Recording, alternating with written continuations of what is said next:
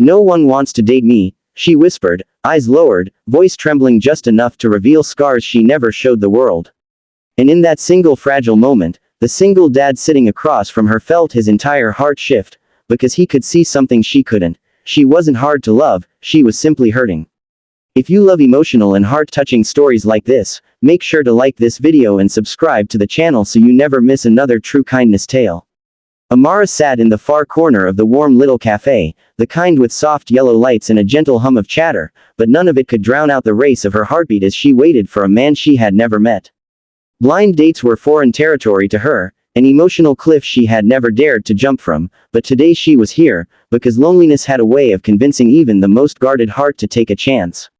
She had always considered herself ordinary, invisible even, the kind of girl who blended into the background and whose absence rarely changed the room. Her friends insisted she deserved love, that she was stronger and kinder than she believed, but Amara carried a history of rejection that echoed louder than encouragement. Every boy she ever liked had chosen someone else, every relationship attempt had turned into a quiet heartbreak, every compliment sounded like pity. So when she agreed to this blind date, she prepared herself for disappointment before it even began. She watched the door anxiously until it finally opened, and a man with gentle eyes, slightly messy hair, and a tired but genuine smile walked in. Alex looked around until his gaze found her, and she felt something flutter in her chest, not excitement exactly, but recognition, as if two quiet souls had just crossed paths for a reason. When he approached the table, he apologized for being late, explaining that mornings were often unpredictable when raising a child alone. His honesty surprised her. Most men avoided vulnerability on first meetings, but Alex wore his reality with humility rather than shame. They talked about their jobs, their hobbies, their daily routines, and though the conversation was simple, something about it felt warm, like stepping into sunlight after standing in shadows too long. Still, insecurity gnawed at her. Why would a man like him, a devoted father, a hard-working employee, a gentle soul, ever look at her with anything other than politeness? She had no glamorous story, no dramatic achievements, no bold personality. She was just quiet, ordinary, and that fear pushed a trembling truth out of her mouth before she could stop it. "No one wants to date me." Alex froze, not because her words offended him but because they revealed something heartbreaking. She genuinely believed them. Her eyes glistened with the weight of old rejection, her fingers fidgeted with the edge of her sleeve, and her voice cracked slightly as she tried to laugh it off. But Alex didn't laugh. His expression softened in a way Amara had never seen a man look at her before, not with pity, not with amusement, but with a deep, patient understanding. Because he recognized that pain. He had lived through abandonment too, had woken up for years wondering whether he was enough, had questioned whether anyone would willingly step into his life with a child in the picture. And in that moment, sitting across from a woman who felt unwanted, Alex realized she wasn't unwanted at all. She was simply waiting for someone who understood the language of loneliness the way he did. Alex leaned back slightly, studying Amara with a gentleness that surprised even him, because for the first time on a date, he wasn't trying to impress someone, he was trying to understand her. Her confession replayed in his mind, echoing with a depth he couldn't ignore. "No one wants to date me." How many times had he whispered similar thoughts into the dark when his son was asleep? How many nights had he wondered if being a single father made him unlovable?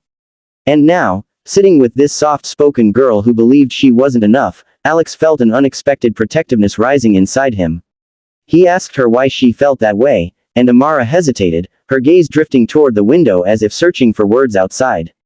She spoke slowly, telling him about boys who had dismissed her, people who overlooked her, and the constant sense of being the backup option in her own life. She explained how she tried dating apps only to face silence or shallow conversations that ended as quickly as they began. She talked about her quiet personality, how she wasn't the loudest, boldest, or most charismatic girl in the room, and how that made her feel forgettable. Each word pulled Alex deeper into understanding her, not because she sounded weak, but because she sounded honest in a world that rewarded masks more than truth. He told her about his son, Liam, and how becoming a single father taught him more about compassion than any adult relationship ever had. He shared stories of diaper disasters, bedtime negotiations, spaghetti-covered walls, and the kind of laughter that made the hardest days bearable. Amara smiled, really smiled, as she listened. There was something magical about the way Alex talked about his child, not as a burden but as a blessing he would choose every single time. She found herself leaning closer, drawn to the sincerity in his voice. When Alex confessed how dating as a single dad often scared women away, Amara's eyes softened. Suddenly, they weren't two mismatched strangers, they were two wounded hearts recognizing each other's quiet battles. Their coffee grew cold, but neither noticed. They talked about fears, dreams, music, the books they loved, the moments that broke them, and the ones that shaped them. Time slipped by unnoticed, until a soft buzzing came from Alex's phone. He smiled apologetically. It's the babysitter. Liam wants to say goodnight. Amara didn't expect what happened next. Alex answered the call, turned the phone so Liam could see her, and said, "Buddy, this is Amara. She's really kind." Amara blinked, startled by how sincerely he introduced her, as if she already belonged somewhere significant in his evening. Liam, a little boy with big brown eyes and messy curls, waved enthusiastically. "Hi, Mara," he chirped happily, mispronouncing her name.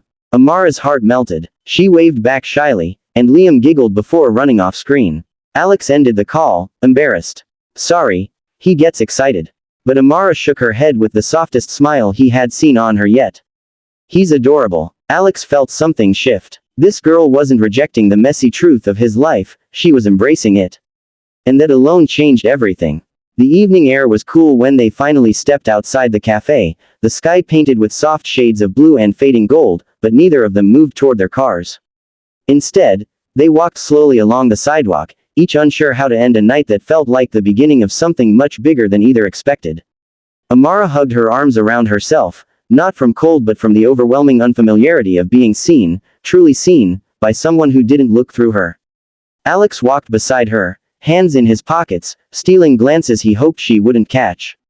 He wanted to tell her she was wrong, that she wasn't unwanted, that any man would be lucky to know her, but he didn't want to say it too soon or too suddenly. They paused near a small fountain, the gentle trickle of water filling the silence between them. Amara looked down at her reflection in the rippling surface and whispered, "Not for him but for herself, I don't think I'm anyone special."